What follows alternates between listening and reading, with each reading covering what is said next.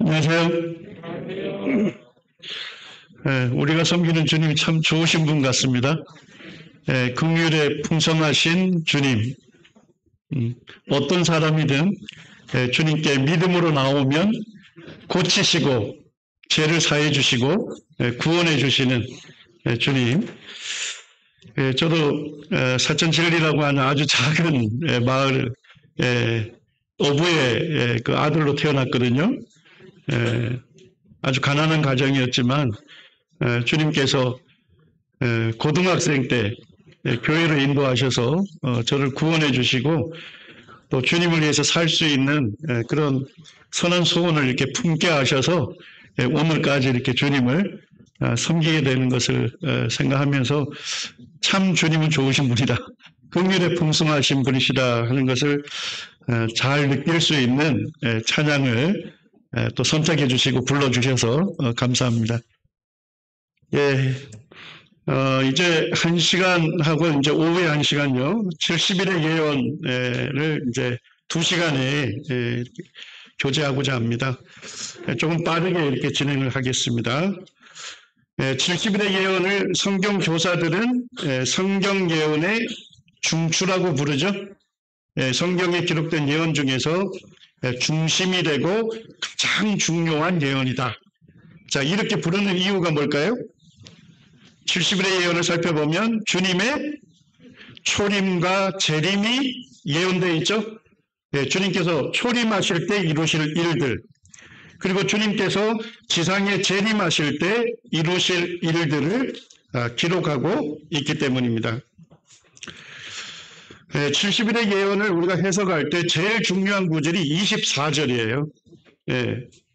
저는 이제 70일의 예언 공부할 때 70일의 예언이 왜 이렇게 중요할까? 사실 그 의미를 잘 몰랐습니다. 근데 24절이 사실 70일의 예언 전체를 이해하는 요약한 내용이 되는 겁니다. 자, 70일의 성취의 대상이 이스라엘입니까? 교회입니까? 예, 이스라엘이죠. 예, 그 이유는 우리가 무엇을 보면 알 수 있죠? 24절에 내 백성, 70일의 예언을 받은 사람이 누구예요? 다니엘이죠. 예, 다니엘의 백성 이스라엘에게 성취가 될 것입니다. 예, 그렇기 때문에 이 70일의 기간이 맞춰질 때 이루어질 것이 24절에 6가지를 기록하고 있죠.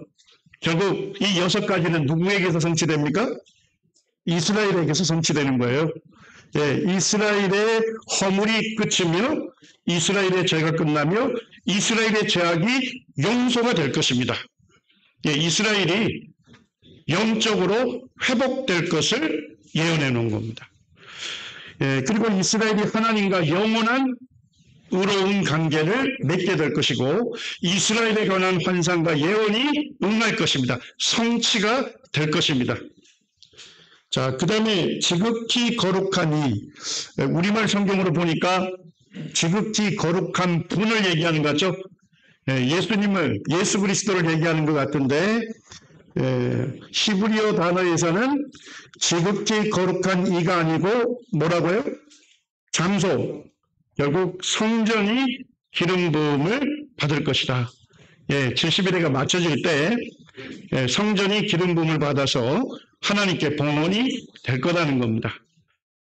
자, 그러면 70일에가 맞춰질 때 메시아가 그리스도의 초림으로 이루어집니까? 재림으로 이루어집니까?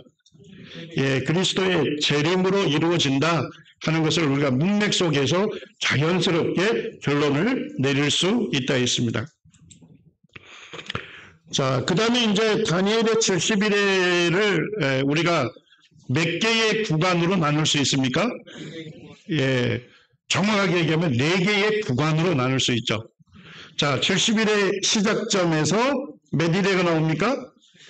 예, 7일회. 그 다음에요, 62일회. 그 다음에 26절에 보니까 62일회 이후에 이루어질 예언 3가지가 기록되어 있죠. 그러니까 이 기간에는 특별히 날짜가 얼마큼 된다 하는 것을 특정하지를 않았어요. 그래서 정확하게 특정되지 않는 간격기간이 있습니다. 그 다음에 뭐가 등장하죠? 마지막 한 일회가 등장합니다. 그럼으로써 이제 70일의 전체가 맞춰지게 되는 겁니다. 예, 이제 70일의 시작을 알리는 출발 신호가 언제인지를 한번 보시죠. 자, 25절 같이 한번 읽으실까요? 예, 다니엘서 9장 25절입니다. 예, 시작. 그러므로 너는 깨달아 알지니라. 예루살렘을 중건하라는 영이 날 때부터 기름 부음을 받은 자 곧 왕이 일어나기까지 7 이레와 62 이레가 지날 것이요. 예, 여기까지 읽겠습니다. 예, 이 하나님께서 가브리엘 천사를 통해서 70일의 예언을 전달하면서 너는 뭐 할 수 있답니까? 깨달아 알 수 있도록 준 예언이다. 이렇게 얘기합니다. 그러니까 우리 성도님들이 70일의 예언을 자세하게 면밀하게 살펴보시면 분명하게 깨달을 수 있고 알 수 있다는 것입니다. 자, 70일의 시작점이 뭡니까? 예, 예루살렘을 중건하라는 영, 예, 칙령, 조소가 날 때 그때 70일의 시간이 째깍째깍 시작을 하는 겁니다. 자, 그리고 기름 부음 받은 자가 곧 뭐로 일어납니까? 왕이 일어나기까지 얼마 기간이 지납니까? 7 이레와 62 이레가 지날 것이요. 자, 기름 부음 받은 자를 히브리어로 뭐라고 하죠? 예, 메시아.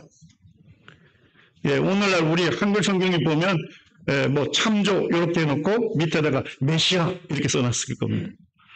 자, 그 다음에 헬라어로 뭐라고 부릅니까? 그리스도 이렇게 얘기하는 거죠.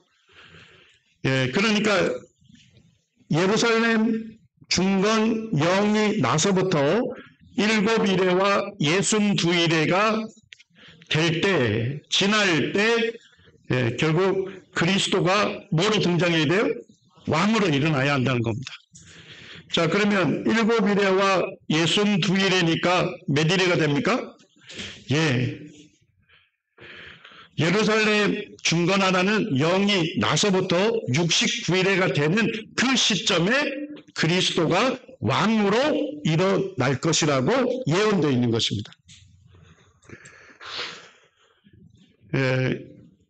사실 70일의 예언에 대해서 이제 많은 분들이 다양한 해석을 하기 때문에 우리 성도님들이 유튜브를 참조하거나 다양한 신앙 서적을 참조할 때 많은 혼란을 겪을 수 있어요. 그것 중에 하나가 뭐냐면 우리 다니엘서 9장 25절에서는 70일의 시작점을 분명하게 말씀해 주죠. 뭐라고요? 예루살렘을 중건하라는 영이 날 때부터입니다. 그때부터 시작이 되는 거예요. 자, 그러면 예루살렘은 뭐예요? 성이죠, 성, 도시. 그래서 예루살렘이라는 도시를 중건하라는 영이 나는 겁니다. 네, 그런데 성경 교사들은 두 부류가 있어요. 실제로 예루살렘 성을 중건하라는 조소가 날 때부터를 성경은 말씀하고 있죠. 그런데 어떤 분들은 뭐라 하냐면 성전이 중건하라는, 성전을 중건하라는 조소를 70일의 시작점으로 잡는 분들이 있어요. 자, 만약에 성전을 중건하라는 조소를 70일의 시작점으로 잡는 사람들은 뭐를 무시하는 거예요? 뭐를 무시합니까? 예, 성경 본문을 무시하는 거예요. 25절을 무시하는 거예요. 25절에서는 분명하게 예루살렘을 중건하라는 영이 나는 겁니다. 성전 중건령이 아닙니다. 자, 그 다음에 70일의 예언의 전체가 성취되는 대상이 뭐라 했습니까? 다니엘의 백성, 이스라엘과 다니엘의 거룩한 성, 예, 그렇죠. 예루살렘 성이 이 예언이 성취가 되는 겁니다. 자, 그 다음에 25절 후반절을 보시죠.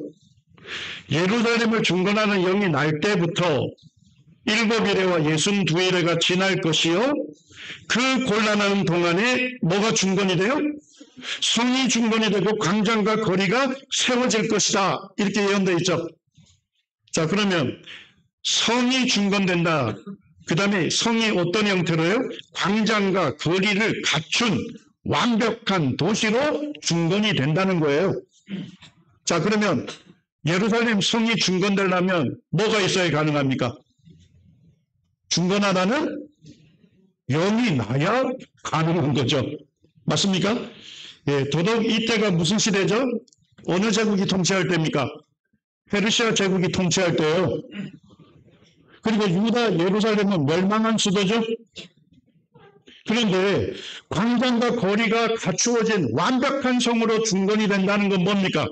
자치적으로 자기들이 국방을 갖게 되는 거죠. 자, 그러면 제국의 왕의 조서가 없이, 영이 없이 중건이 될 수 있을까요? 불가능한 거죠.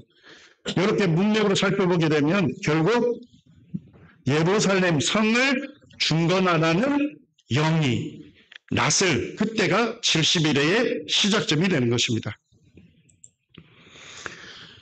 페르시아 제국에 있는 왕들을 하나님께서 사용하셔가지고 성전을 중건하게 하는 영도 내리시고 그 다음에 성전이 지어졌을 때 성전 제사를 허용하는 영도 내리시고 그 다음에 예루살렘 성을 중건하는 영도 내렸습니다.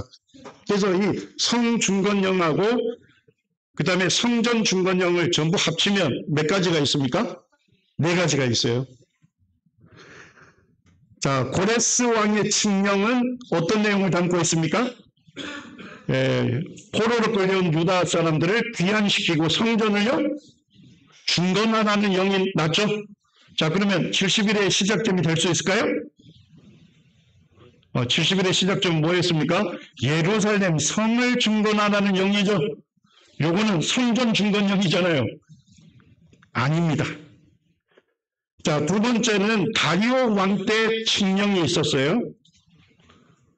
고레스 왕의 칙령에 의해서 유다 사람들이 예루살렘으로 돌아왔죠. 첫 번째 한 일이 뭡니까? 성전에 기초를 세웠죠. 맞습니까? 예, 그런데 사마리아 사람들, 산발랏 이런 사람들이 방해를 했잖아요. 그래서 성전이 기초만 놓고 완성이 안 됐어요. 예, 그때 다리오 왕이 뭘 해줍니까? 고레스 왕이 성전을 중건하라는 칙령을 내렸음을 뭐 해주죠? 다시금 확인해줘요. 그래서 다리오 왕 때 뭐가 중건이 됩니까? 성전이 중건이 되는 겁니다. 자, 그러면 다리오 왕의 칙령은 예루살렘 성을 중건하는 영하고 관련이 있어요, 없어요? 있습니까? 없습니까? 예, 없습니다. 자, 그 다음에 세 번째가 아닥사스다 왕이 에스라에게 내린 칙령입니다. 자, 이제 성전이 지어졌어요. 그래서 뭐를 허용한 거예요? 예, 성전에서 하나님께 제사를 지내라고 허용한 조서입니다. 자, 예루살렘 성중건하고 관련이 있습니까? 없습니까? 없습니다. 예, 그런데 아닥사스다 왕이 느헤미야에게 내린 칙령이 있습니다. 예, 그게 느헤미야 1장과 2장에 나와 있는데 거기에는 무슨 칙령이 기록되어 있을까요? 예, 예루살렘 성을 중건하라고 하는 칙령이 거기에 기록이 되어 있습니다. 느헤미야 1장을 보게 되면 느헤미야 형제 중에 한 명인 하나니아가 유다 예루살렘을 방문했습니다. 그리고 이제 다시 느헤미야에게로 돌아왔어요. 그래서 느헤미야가 자기 형제 하나니아에게 묻습니다. 우리 고국 예루살렘 사람들의 형편이 좀 어떠냐라고 묻습니다. 그러니까 뭐라고 얘기하죠? 예루살렘 성은 완전히 파괴가 되었고 성문은 완전히 불타서 이방인들에게 수모를 당하고 있습니다. 그러니까 느헤미야가 어떻게 해요? 예, 그때 느헤미야가 울면서 하나님께 기도합니다. 자, 11절에 가게 되면 그때에 느헤미야가 왕의 뭐가 되죠? 예, 술 간원이 되었습니다. 예, 이 아닥사스다 왕의 궁전이 페르스폴리스에 있는데 거기에 있는 궁전벽의 부조입니다. 예, 여기에 아닥사스다 왕이 있어요. 그리고 그 뒤에 술 간원이 보입니까? 예, 이 술 간원 후보 중에 한 사람이 누구예요? 느헤미야죠. 예, 그래서 고대 제국의 왕들은 뭐예요? 술에 독을 타서 왕을 독살하는 사례가 되게 많았어요. 그래서 왕이 어떻게 해요? 가장 신이 많은 고위 관료를 술 간원으로 세우고 지금거리에서 뭐예요? 술도 따려주고 뭐도 논의하고요. 국사도 논의하는 아주 신임이 두터운 고위 관료를 술 간원이 준 거예요. 그러니까 이 느헤미야가 아닥사스다 왕의 매우 신임을 받던 고위 관료였다 하는 걸 알 수 있습니다. 이제 느헤미야 2장에 가게 되니까 느헤미야가 그 포도주를 왕에게 따라드립니다. 그리고 이제 왕에게 요청을 하죠. 5절에 뭘 요청합니까? 그 성을 건축하게 하옵소서. 자, 그 성은 어느 성인지 아시겠죠? 네, 느헤미야 1장에서 예루살렘 성이 완전히 파괴가 되고 성문이 불탔다는 소식에 의해서 그가 애통해하면서 하나님께 기도했잖아요. 예, 예루살렘 성을 건축해 달라는 요청을 내립니다. 자, 아닥사스다 왕이 조서를 내렸습니까? 예, 왕의 조서를 느헤미야가 받아서 총독들에게 보여주는 게 나옵니다.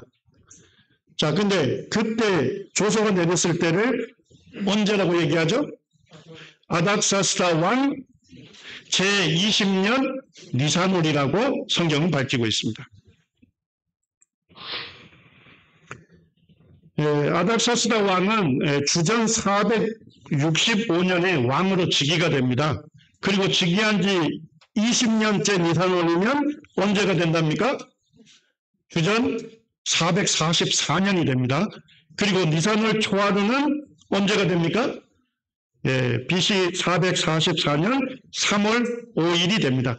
지금 고대 달력들은 전부 다 지금 환산이 돼가지고 고대 달력이 전부 재현돼 있어요. 그래가지고 이게 프로그램이 되어 있기 때문에 두들기기만 하면 언제인지를 정확하게 알 수 있도록 되어 있습니다. 자, 그러면 71회의 시작점이 언제인지 아시겠죠? 아닥사스다 왕이 느헤미야에게 예루살렘 성을 중건하라는 조서, 영을 주었던 날이죠. 그때가 언제입니까? BC 444년 3월 5일입니다. 자, 그리고 몇 일회가 됐을 때요? 69일회가 됐을 때 그리스도가 왕으로 등장해야 하는 것입니다. 자, 69일회를 우리가 한번 계산을 해보게 되면, 자, 69일회, 1회는 얼마 기간이라고 했죠? 7년이라고 우리가 어제 자세하게 살펴봤습니다. 두 가지 근거에 의해서 1회 하면 우리가 7일로 오해할 수 있는데, 성경 히브리어에서는 7일이 아니고 뭐예요? 단순히 7이라고 했죠. 7으로 된 단위, 기간을 얘기한 데 있습니다. 그리고 문맥으로 보게 되면 1회는 7년이 맞다 하는 거죠. 자, 그러면 1년은 며칠이 되는 거죠? 오늘날 이제 태양년으로 하게 되면 365일이잖아요. 그런데 우리가 성경에 예언이 기록된 그 연들은 우리가 분명하게 1년을 며칠로 하는지를 알 수 있습니다. 자, 우리 마지막 한 1회의 후반부 3년 반을 예수님이 뭐라고 불러주셨죠? 마태복음 24장에 큰 환난이다 이렇게 얘기했죠? 그래서 우리가 한자로 대환난 이렇게 얘기하는 거예요. 그거를 요한계시록에서는 며칠이라고 얘기합니까? 1260일. 그리고 몇 개월요? 42개월, 다니엘서에서는 한때, 두때, 반때, 다니엘서 9장 27절에서는 1회의 절반 이렇게 했습니다. 자, 그러면 1260일은 몇 년이 되죠? 3년 반이 된다. 우리가 어제 알아봤죠? 자, 그리고 42개월은 몇 년이 되죠? 3년 반이 되죠? 자, 그러면 1260일을 42개월로 나누면 한 달이 며칠인지 나오겠죠? 예, 한 달은 며칠이에요? 30일입니다. 자, 그러면 12달이면 며칠이 됩니까? 360일이 되는 거예요. 그래서 성경의 예언을 기록할 때는 1년을 며칠로 분명하게 기록했다는 겁니까? 360일로 보는 태음력을 사용했습니다. 자, 그러면 여기에 1년은 며칠이 되는 거예요? 360일이 되는 거죠. 자, 그러면 계산하면 뭐가 나오겠습니까? 성중건절이 나서 며칠이 지난 다음에 그리스도가 왕으로 등장해야 할지 날짜가 나오겠죠? 예, 이것을 계산한 분이 로버트 앤더슨이라고 하는 우리 모임의 형제님입니다. 이 형제님이 이제 런던 그 검찰청장까지 지내신 분인데 직업을 갖고 있으면서도 성경 예언에 대한 탁월한 연구, 통찰력을 가지셨어요. 그래서 성경 예언가들은 이 로버트 앤더슨 형제님을 성경 예언의 기초를 확립한 사람이다. 이렇게 했습니다. 자, 그렇게 해서 계산을 해보면 며칠이 나온다는 거예요. 17만 3,880일이 된다는 겁니다. 이게 왜 중요하냐면요. 그 이전에 성경학자들은 전부 1년을 며칠로 계산했을까요? 365일로 계산했기 때문에 전부 틀리게 예언을 해석하게 된 거예요. 우리 성도님들 아이작 뉴턴 아시죠?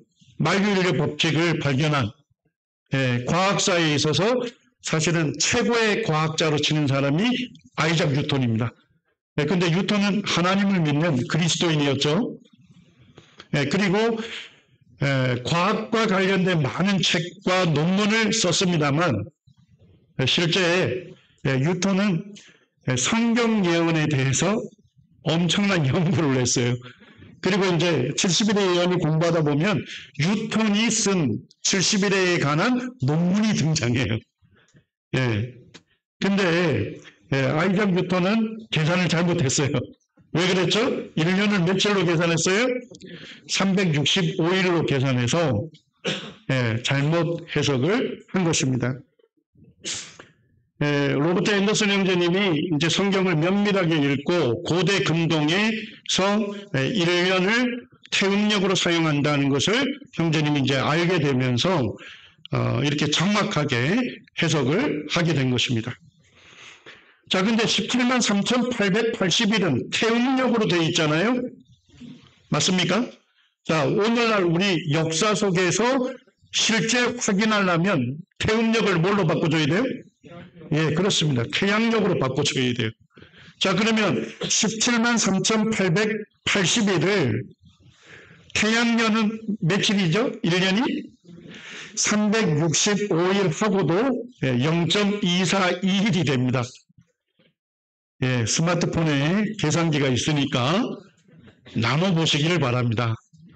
그래서 17만 3,880일 태음력을 기간을 태양령 기간인 365.242일로 나누면 며칠이 돼요?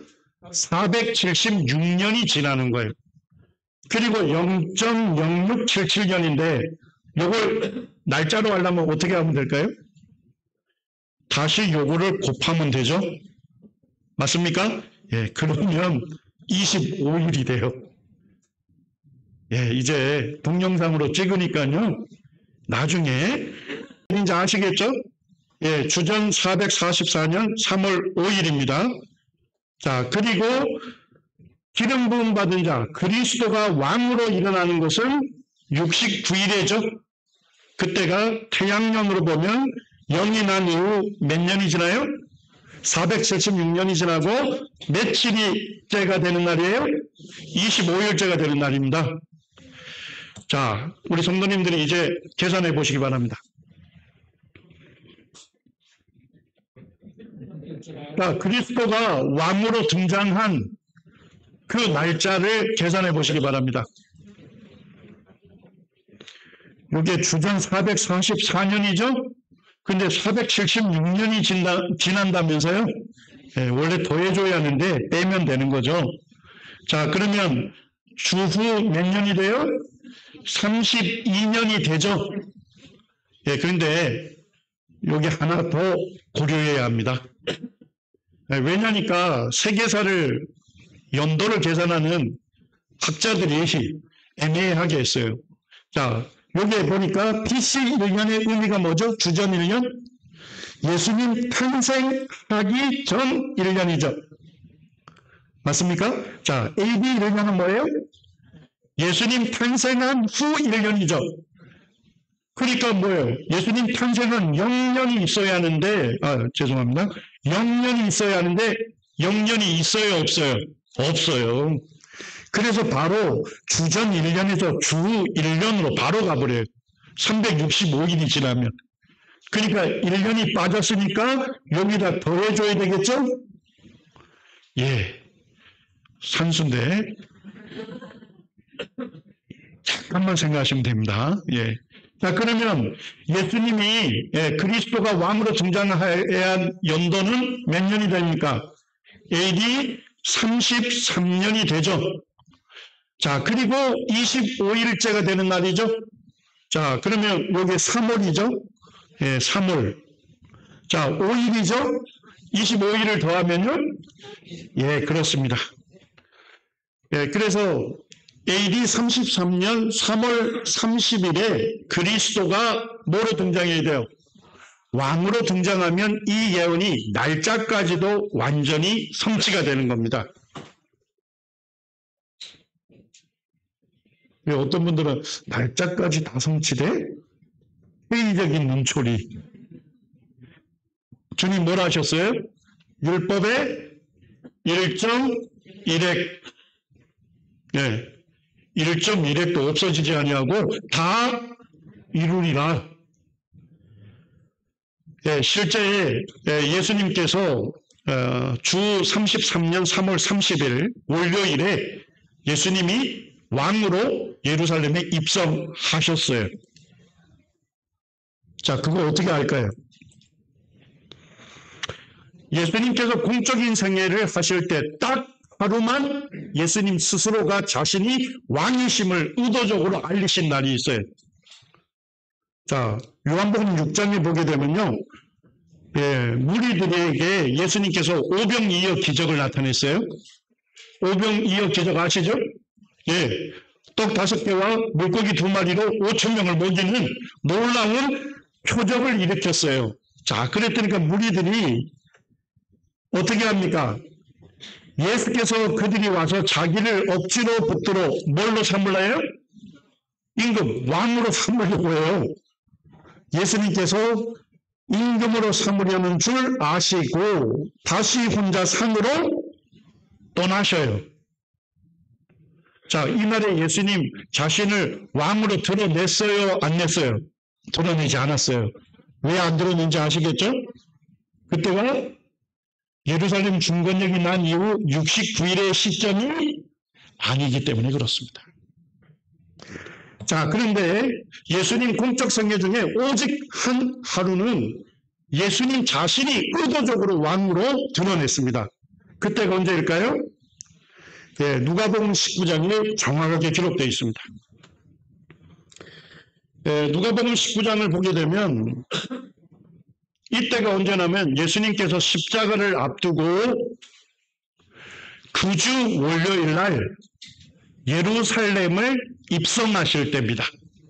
자, 근데 예수님이 감람산에 오셨어요. 감람산. 예, 감람산에 가면 감람산 기슭에 벳바게라고 하는 마을이 있어요. 벳바게. 예, 벳바게. 근데 예수님 뭐라 했어요? 제자들 2명을 보내면서 야, 벳바게 그 마을로 가서 거기에 가게 되면 한 번도 사람이 타지 아니한 나귀 새끼가 있을 거다. 그 나귀 새끼 데리고 와라. 이렇게 제자들이 만약에 주인이 뭐라 하면 어떡합니까? 그러잖아요. 네, 그러니까 예수님 뭐라 하셔요? 그 주인에게 주께서 쓰시겠다 해라. 예, 그래서 예수님께서 나귀 새끼를 가져오라는 거예요. 누가요? 예수님 자신이. 자, 그리고 예수님께서 어떻게 합니까? 그 나귀 새끼를 타시죠? 그리고 감람산에서 어디로요? 기드론으로 내려가시는 거예요. 기드론 골짜기. 그리고 동문으로 입성하시는 거예요. 그때 38절, 37절 제가 읽어드리죠. 이미 감람산 내리막길에 가까이 오심에 제자의 온 무리가 자기들이 본 바 모든 능한 일로 인하여 기뻐하며 큰 소리로 하나님을 찬양하여 이르되 찬송하리로다. 주의 이름으로 오시는 뭐라고 불러요? 왕이요. 하늘에는 평하여 가장 높은 곳에는 영광이로다 하니. 무리 중에 누가 있었습니까? 어떤 바리새인들이 말하되 예수님께 말하는 거예요. 선생이요, 당신의 제자들을 책망하소서. 왜 바리새인들이 예수님께 지금 예수님을 왕으로 막 환호하면서 예수님을 왕으로 받아들이는 그 사람들을 책망하라 했을까요? 예, 바리새인들이 구약 성경을 잘 알고 있잖아요. 예, 조금 이따 우리 보겠습니다만 구약 성경 스가랴 9장 9절에 메시아에 대해서 예언되어 있는데 왕이 예루살렘을 입성할 때 뭘 타고 오신대요? 나귀 새끼를 타고 오리라 하는 예언이 있습니다. 그리고 예수님 스스로 나귀 새끼 가져오라 해서 나귀 새끼 타셨고 그 다음에 백성들은 예수님을 왕으로 환호하고 있죠? 스가랴 9장 9절이 지금 성취되어 가고 있는 거예요. 그러니까 바리새인들이 선생이요, 당신을 메시아라고 합니다. 그리스도라고 합니다. 저들을 책망하십시오. 그래서 예수님께서 제자들을 책망하셨나요? 예수님 뭐라 하십니까? 40절에 대답하여 이르시되 내가 너희에게 말하노니 만일 이 사람들이 침묵하면 누가 소리를 지른다고요? 돌들이 소리를 지르리라 하시니라. 자, 예수님을 왕으로 환호하는 것을 예수님께서 그대로 인정하셨어요? 책망하셨어요? 인정하신 거예요. 예, 스가랴 9장 9절이 예언되어 있죠? 거기에 보니까 보라, 내 왕이 내게 임하시나니 예루살렘에 임하시나니 그는 공의로우시며 구원을 베푸시며 구원자이시다는 얘기죠. 겸손하여서 나귀를 타시나니 나귀의 작은 것 곧 뭐다? 나귀 새끼니라. 자, 예수님도 스가랴 9장 9절을 알고 계셨죠? 그래서 예수님께서 오늘이 바로 스가랴 9장 9절을 성취한 날로 예수님이 의도적으로 삼으신 거예요. 그리고 누구도 이 예언을 기억하고 있었고요. 바리새인들도 기억하고 있고, 그래서 바리새인들은 예수님, 당신을 메시아라고 합니다. 저들을 책망하십시오. 근데 예수님께서 그들이 침묵하면 돌들이 소리 지를 것이다. 예, 그 날이 바로 AD 33년 3월 30일입니다.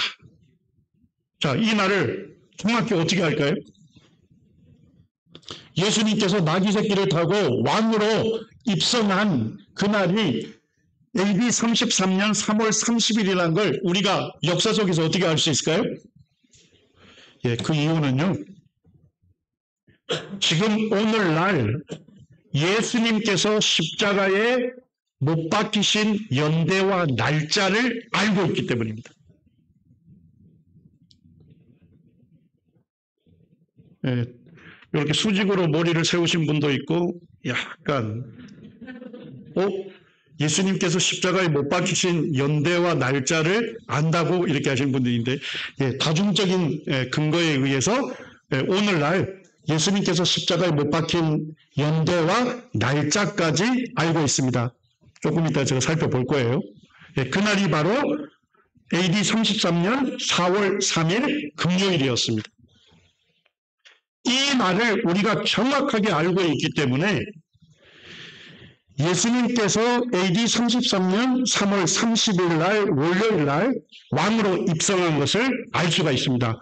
왜냐니까요, 사복음서를 보게 되면 예수님 마지막 고난 일주일 주간에 날짜별 일정을 알 수 있겠죠? 3월 30일 월요일 날 예수님 왕으로 입성하십니다. 그리고 그 주 금요일 날 6월절 어린 양을 도살하는 그날에 6월절 어린 양의 완전한 예표가 되신 예수님이 십자가에 못 박히신 걸. 그리고 예수님 몇 시에 운명하셨습니까? 오후 3시에 운명하셨죠? 6월절 어린 양은요, 오후 3시부터 도살하기 시작해서 오후 5시에 맞춰집니다. 6월절 어린 양을 도살하기 시작하는 그 시간에 6월절 어린 양의 완전한 예표가 되신 예수님이 십자가에서 운명하신 것입니다.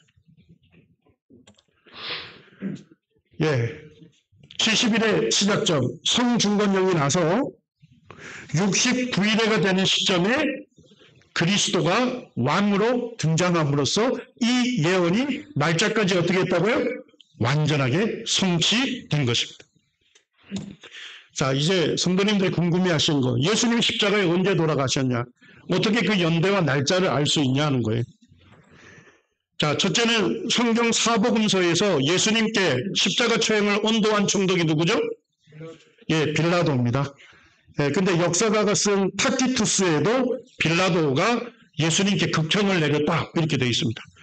그리고 유대인 역사가인 요세푸스도 빌라도 총독이 예수님께 십자가 처형을 언도했는데 빌라도 총독이 유대 총독으로 재임한 기간을 밝힙니다. 언제예요? AD 26년에서 36년까지 10년간 유대 총독으로 통치했어요. 그러니까 예수님은 이 사이에 십자가형을 당하셨겠죠? 맞습니까? 그 다음에 이제 성경이 분명하게 알려주는 게 예수님 무슨 요일에 십자가에 처형되셨나요? 금요일이 확실하죠? 왜냐니까 금요일에 해가 지고 달이 떠오르면 날짜가 바뀌죠? 그때 안식일이었잖아요. 그래서 안식일이 되기 전에 십자가 처형이 완료가 되기를 원했죠. 그때가 금요일입니다. 자, 근데 예수님은 6월절 어린 양의 완전한 예표시죠. 그때 무슨 절기였습니까? 6월절 날이었습니다. 6월절 어린 양을 언제 도살해요? 니산월 14일에 도살합니다. 자, 그러면 빌라도 재임 기간 중에서 니산월 14일이면서 금요일이 겹치는 날이 예수님이 십자가에 운명한 연대가 되겠죠. 그래서 요즘 달력이 고대 달력이 다 재현되어 있다 하고 제가 알려드렸죠. 원하시는 분들은 소프트웨어가 있으니까 사시기를 바랍니다. 자, 여기 보니까 니산월 14일이면서 금요일이 겹치는 연도는 언제입니까? 한참 보십니까? 제가 빨갛게 표시를 해놨습니다. AD 30년하고 AD 33년 두 후보가 있죠? 자, 그러면 둘 중에 하나겠죠? 자, 근데 성경이 절대 AD 30년은 될 수 없다고 합니다. 누가 얘기한다고요? 성경이 그렇게 얘기한다고요. 자, 일단은 누가복음 3장에서 예수님이 AD 30년에는 절대 십자가에 달릴 수 없어 라고 얘기해요. 누가복음 3장 3절에 보니까 세례 요한이 요단강 부근 각처에 와서 제사함을 받게 하는 회개의 세례를 뭐합니까? 전파합니다. 쉽게 가면 세례 요한의 사역 시작 시기를 알려주고 있어요. 자, 그때가 언제래요? 로마 황제 디베르 황제가 통치한 지 15해. 예, 디베르는 티베리우스 황제, 로마 제국의 제2대 황제입니다. 자, 그러면 로마 제국의 제2대 황제 정도 되면 즉위1을 알겠죠? 예, 즉위1이 언제래요? AD 14년 9월 17일 날 황제로 등극했어요. 자, 그러면 통치한 지 15해면 요 범위 안에 들어가겠죠?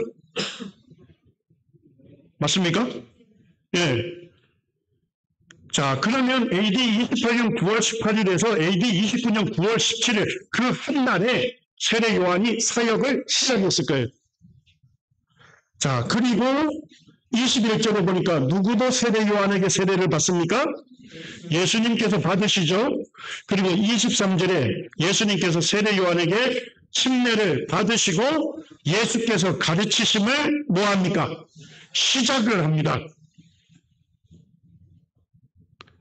자, 우리 성도님들이 이제 누가복음 3장이 예수님께서 절대 AD 30년에는 십자가에 달릴 수 없어 라고 얘기하는 게 이해가 되십니까? 예, 우리가 조금 이따 보겠습니다만 예수님의 공적 생애를 어느 정도 기간으로 봅니까? 요한복음을 통해서 3년 반 정도 된다고 보죠? 자, 그러면 세례 요한이 이때 사역 시작했을 거 아닙니까? 그때 예수님도 침례 받으셨죠? 그리고 공적 생애는 요쯤 시작했겠죠? AD 29년 가을쯤. 맞나요? 자, 그러면 그 다음 해가 30년이 되는 거 아니에요? 그때 예수님이 십자가에 운명하셨다? 성경과 맞아요? 맞지 않아요? 맞지 않는 거예요. 예, 그래서 우리가 요한복음에 보게 되면 예수님이 6월절을 4번을 보내셔요. 자, 한 번 1년이 되겠죠? 2년이 되겠죠? 3년이 되겠죠? 넷째 6월절 날 그때 예수님 십자가 운명하셨죠? AD 33년 4월 3일입니다. 그리고 AD 29년 가을에 시작했다면 3년 반 정도 되겠죠? 자, 그러니까 AD 30년에 절대 예수님이 십자가에 못 박힐 수 없다고 누가 얘기해요? 예, 누가복음 3장 성경이 얘기합니다. 자, 두 번째 증거입니다. 여기에 보면 험프레이라고 하고 험프레이하고 와딩턴이라고 하는 그 옥스퍼드 대학교의 천체 물리학자들이 있습니다. 이분들이 십자가의 연보를 계산했어요. 그리고 그거를 네이처지에 실었어요. 그러면서 그들이 계산을 해보니까 예수께서 운명하신 날은 AD 33년 4월 3일 금요일이었다 이렇게 밝혀요. 근데 근거가 뭐냐? 사도행전 2장을 듭니다. 자, 우리 성도님들 사도행전 2장 100인 잘 아시죠? 예수님께서 승천하셨죠? 예. 그리고 오순절 날 되는 날에 믿는 자들에게 누가 임했습니까? 성령이 임하셨죠? 그리고 예루살렘에서 어떻게 해요? 그들이 복음을 전하는데 거기에 있는 다양한 지역에서 온 사람들이 각기 자기들의 언어로 듣게 되죠? 네, 그 사건이 있습니다. 그때 2장 14절에 사도 베드로가 11사도와 함께 서서 소리를 높여 이르되 유대인들과 예루살렘에 사는 모든 사람들아 이 일을 너희로 알게 할 것이니 내 말에 귀를 기울여라. 때가 제 3신이 너희 생각과 같이 이 사람들이 취한 것이 아니다.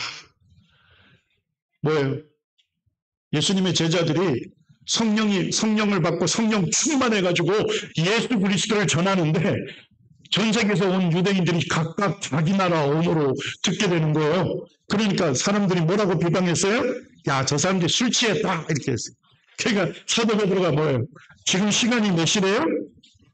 3시면 오늘날 시간으로 하면 몇 시입니까? 유대시에다가 플러스 6시간을 하면 돼요. 예, 아침 9시입니다. 누가 아침 9시에 술을 먹겠냐 이런 얘기죠. 예. 그러면서 16절에 이는 곧 선지자 요엘을 통하여 말씀하신 것이니 이르렀으되 예, 쉽게 얘기하면 요엘서 2장 28절과 30절, 31절까지를 사도 베드로가 인용을 해요.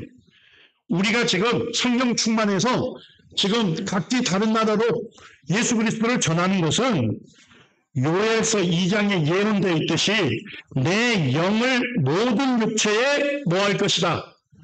부어주리라 하는 그 말씀이 부분적으로 성취된 것이다. 예.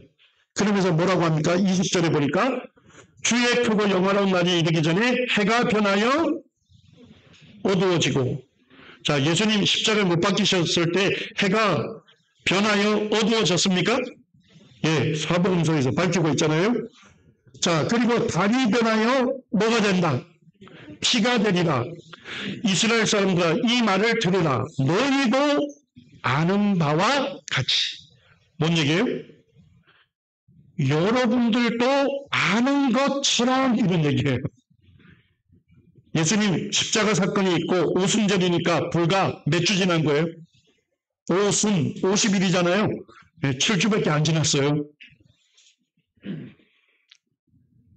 그러면서 사도 베드로가 뭐랍니까? 너희도 아는 바와 같이 하나님께서 나사렛 예수로 큰 권능과 기사와 표적을 너희 가운데 베푸사 너희 앞에서 예수를 증언하셨느니라 이렇게 얘기해요.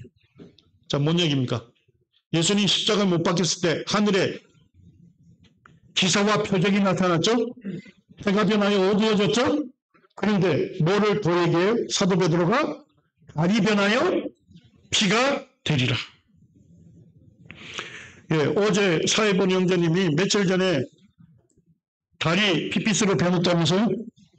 지금 그거 얘기하고 있는 거예요. 그걸 블러드 문, 블러드 피를 얘기하는 거잖아요. 예, 달이 붉게 변하는 그걸 무슨 사건이라죠? 월식 사건. 예, 우리 모임에서 배출한 탁월한 성경학자가 있죠. 최고의 신약 학자라고 하는 F.F. 브루스 형제님이 사도행전 주석에 보니까 이렇게 얘기합니다. 예루살렘 사람들은 예수님께서 십자가에 못 박히실 때에 해가 변하여 어두워지고 달이 변하여 피가 되는 것을 실제로 목격했으며 그 사건이 일어난 지 7주 정도밖에 지나지 않았기 때문이다. 그리고 주님께서 십자가에 못 박히신 날 오후에 6월절 보름달도 뭐로 보였음이 틀림없다. 핏빛으로 보였음이 틀림없다. 사도행전 2장으로 볼 때. 자, 여기 보니까 시간이 지나면서 달이 핏빛으로 보이는 게 보입니까? 어떨 때만 볼 수 있어요. 태양과 지구와 달이 일직선상에 있을 때입니다. 그러니까 작은 달이 지구의 그늘로 들어가죠? 예, 근데 태양이 비추면요, 빨간색 파장이 가장 긴 파장이기 때문에 긴 파장은 굴절이 일어나요. 그래서 달이 무슨 색깔로 변해요? 붉은색으로 변하는 거예요. 그러니까 태양, 지구, 달 일직선 설 때 월식이 일어나는 거예요. 그리고 이거는 연대와 날짜까지 다 계산이 가능합니다. 그래서 이번에 뉴스에서 뭐라고 했습니까? 이제 앞으로 블러드문 언제 볼 수 있대요? 200년 뒤에 본다고요. 우리 못 봐요. 예. 월식 사건은요, 태양과 지구와 달이 일직선상에 있기 때문에 날짜까지 다 알 수 있고, 그리고 어느 지역에서 언제 볼 수 있는지까지 다 알 수 있습니다. 예, 근데 감사하게도 나사에 있는 과학자들이 월식 홈페이지를 만들어가지고 지금 우리에게 알려주고 있어요. 예, 친절한 금자시죠. 자, 여기에 보시게 되면 빌라도 총독 재임 기간이 AD 26년에서 33년이라 했죠. 자, 그때 그 기간에 유일하게 있었던 월식 날짜가 있나요?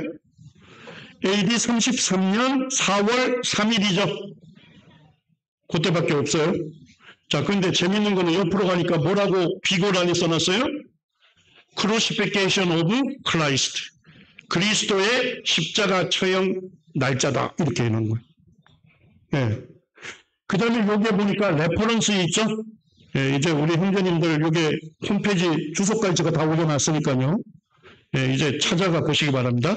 여기에 레퍼런스를 누르게 되면 예, 어느 지역에서 월식을 관찰할 수 있는지까지 다 알려주고 있어요. PDF 파일로. 자, 여기 보니까 예루살렘 보입니까? 예루살렘이 있는 데서는 언제 볼 수 있대요? Moonrise. 달이 떠오를 때. 달이 떠오를 때 예루살렘에서 블러드문을 관찰할 수 있다는 것입니다. 그리고 친절하게 거기다가 비고란에 뭐라고 써놨냐면 십자가형 당일 달이 뜰 때 예루살렘에서 언제 피패스로 변하는 달을 볼 수 있대요? 6시 20분에 달이 지평선 위로 올라왔는데 이 시각은 유대인의 안식일이 시작되는 때이고 AD 33년의 6월절의 시작이기도 하다. 자, 그리고 몇 시에 끝났어요? 6시 51분. 그러니까 예루살렘 사람들이 몇 분 동안 볼 수 있었어요? 31분 동안 볼 수 있었죠. 자, 예루살렘 사람들이 너무 바빠서 보지 못했을까요? 자, 그날이 무슨 날이라 했습니까? 예수님이 십자가에 금요일날 못 박히셨죠? 해가 지면 15일로 바뀌는 거죠. 맞아요? 자, 15일로 바뀌면서 니산월 15일 날에는 뭐예요? 이제 어린 양 도살해서 불에 구워서 먹어야 할 거 아니에요? 6월절 식사를 해야 돼요. 자, 식사하려면 날짜가 바뀌어야 되죠. 그러니까 6월절 지킬 때 예루살렘에 있는 사람들은 어디를 뚫어지게 쳐다보고 있을까요? 그렇습니다. 달이 떠올라야 6월절 식사를 하는 거예요. 그러니까 적어도 예루살렘에 있는 가장들은 전부 다 하늘을 쳐다보고 있었을 겁니다. 그러면서 달이 떠오르기를 기다렸겠죠? 그때 떠오르는 달이 무슨 빛으로 변했어요? 빛빛으로 변한 겁니다. 그래서 사도 베드로가 뭐라고 합니까? 너희도 아는 바와 같이 너희들이 알지 않느냐? 기사와 표적으로 그를 예수를 증언하셨느니라. 그때 해가 변하여 어두워지고 달이 변하여 빛빛으로 변한 것입니다.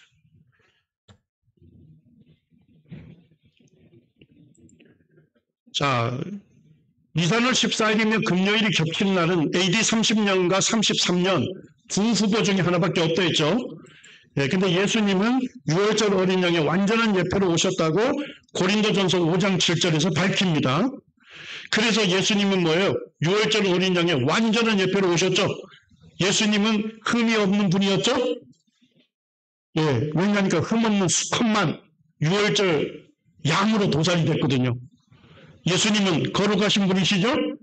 그래서 예수님은 6월절 어린 양이 수컷이었기 때문에 남성으로 오실 수밖에 없었어요. 그리고 예수님은 6월절 어린 양의 피로 그때 유대인의 마다들들이 구속을 받았잖아요. 그래서 예수님께서 피를 흘리심으로 우리의 죄를 용서받을 수, 씻음 받을 수 있었던 것입니다. 그리고 6월절 양은요, 뼈를 꺾지 않습니다. 요리를 할 때. 자, 그러면 뼈를 꺾지 않고서 어떻게 양을 토막낼 수 있을까요? 자, 양을 먹으려면 토막을 내야 되겠죠? 그리고 불에 구워야 돼요. 삶으면 절대 안 돼요. 불에 구워야 되죠? 그리고 그걸 6월절 식사를 해요. 근데 뼈를 꺾지 않고서 부러뜨리지 않고 어떻게 토막낼 수 있을까요? 예. 자, 뼈와 뼈가 만나서 움직임이 일어나는 데를 뭐라고 하죠? 관절이라고 하죠? 예, 우리 요게 윗팔하고 아랫팔이 붙어 있지 않죠? 관절입니다. 떨어져 있고 요것들이 관절 주머니라는 거에 의해서 연결이 돼 있어요. 그래서 팔이 구부러졌다 펴졌다 해요. 자, 그럼 뼈를 부러뜨리지 않고서 자를 수 있는 방법이 있겠죠? 예, 칼로 관절 주머니를 잘라내면 되겠죠? 맞습니까? 예, 6월절 어린 양은 그렇게 토막을 내요. 6월절 어린 양의 완전한 예포 되신 예수님, 십자가에서 다리 꺾이셨습니까? 꺾이지 않았습니까? 꺾이지 않았죠. 예수님 양편에 있었던 두 강도는 살아있었죠.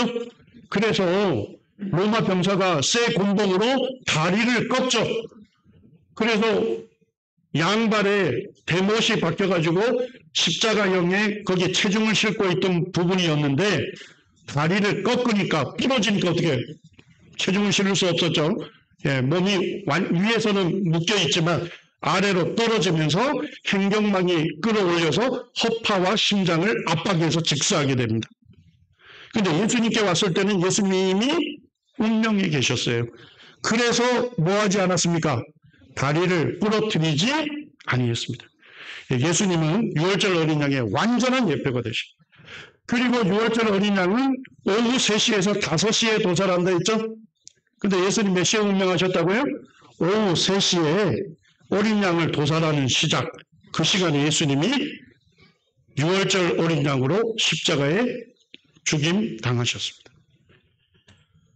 자, 그러면 이 두 예포 중에 첫째, 누가 AD 30년은 절대 될 수 없대요? 누가복음 3장에서 AD 30년 절대 될 수 없다. 그러면 유일한 후보는 AD 33년이 되겠죠? 자, 두 번째, 사도행전 2장에서 십자가의 날에 다리 핏빛으로 변하는 월식 사건이 있었다고 얘기하죠? 월식 사건이 있었던 유일한 날은 언제죠? AD 33년 4월 3일이죠.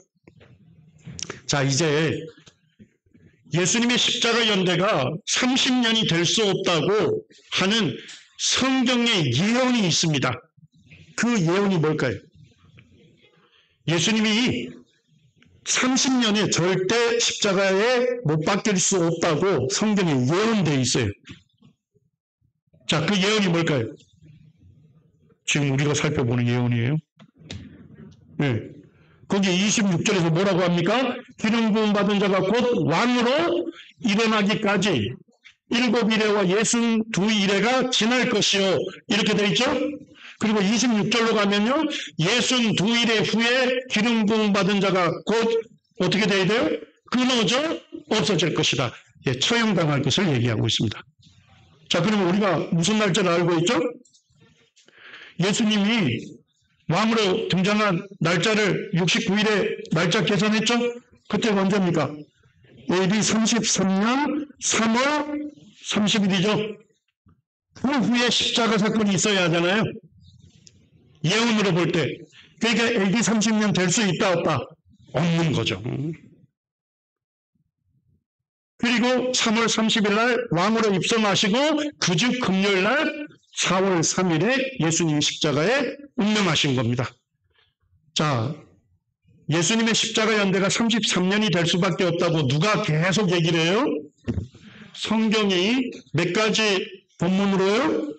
3가지 본문으로 예수님은 30년 될 수 없다. AD 33년 4월 3일 날 예수님 십자가에 못 박히신 것이 맞다라고 얘기하는 겁니다. 예수님은 AD 33년 4월 3일에 하나님의 어린 양으로 십자가에서 우리의 죄를 대속하심으로써 죄인을 처벌하시는 하나님의 공의를 완전히 만족시키시고 이제 예수 그리스도 믿는 자들의 죄를 사하여 주시고 구원하시는 하나님의 완전한 사랑을 나타냈습니다. 우리가 그 사랑 받았습니까? 그렇습니다. 여기에 보면 성경 연대기 학자 중에 잭 피네건이라고 하는 굉장히 유명한 분이 있어요. 이 분에 의해서 우리 여기에 갖고 있는 성경에 가끔 연보가 나오죠. 잭 피네건이 가장 권위 있는 분입니다. 그런데 이분이 쓴 연대기에 보니까 처음에 낸 것이 1964년에 초판 냈는데 그때는 십자가 연대를 몇 년이라 했어요? 30년. 근데 98년에 재판을 냈는데 그때는 몇 년으로 교정했습니까? 33년으로 교정했습니다. 최근의 책들은 전부 다 예수님이 AD 33년 4월 3일에 십자가에 못 박히셨다고 쭉 얘기를 합니다. 가끔씩 우리가 갖고 있는 신앙서적에 보면 예수님 십자가 연대를 AD 30년으로 얘기하는 게 많죠. 맞습니까? 예, 그것은 성경을 우리가 그때는 면밀하게 알지 못해서 30년으로 얘기를 했어요. 예, 지금 시간이 없기 때문에 사실 이제 왜 30년을 소노인지 비하인드 스토리가 있는데 예, 이렇게 얘기를 하면 식사 시간이 늦어지기 때문에 예, 혹 관심이 있는 분들이 있으면 저한테 개인적으로 물어보시기 바랍니다. 자, 하여튼 지금 오늘날 예, 이 성경의 선중적 근거를 통해서 예수님의 십자가 연대가 4월 3일이다 하는 것을 알 수 있습니다. 자, 성도님들 이제 70일의 예언 한번 정리해 보시죠. 70일의 시작점인 예루살렘 성중건 영이 떨어져서 7일에와 62일에가 지날 때 기름 부음 받은 자가 왕으로 등장해야 되죠? 자, 그때 예수님이 왕으로 입성하셨나요? 완전히 성취된 겁니다. 자, 그 다음에 26절에 보니까 7일에와 62일의 이후에 기름 부음 받은 자가 끊어져 없어질 것을 예언했죠? 이 예언이 성취됐습니까? 예. 그 주 금요일 날 예수님이 십자가에 운명하심으로써 이 예언이 성취가 됐습니다. 예, 성도님들, 마태복음 5장 18절 우리 주님께서 말씀하셨죠? 예, 율법, 구약 성경에 1.1핵이라도 반드시 없어지지 아니하고 다 뭐 한다고요? 이루리라. 예, 그렇습니다. 날짜까지도 정확하게 이루셨고 그 이후에 예수님이 십자가에 처형당하실 것도 연대기 순서대로 그대로 성취가 된 것입니다. 네, 우리가 믿고 섬기는 하나님 어떤 분인지 아시겠죠? 말씀하시면 이루시는 분입니다. 네, 예, 시간이 지났습니다. 예, 이제 애찬 후에 한 시간 교제하겠습니다.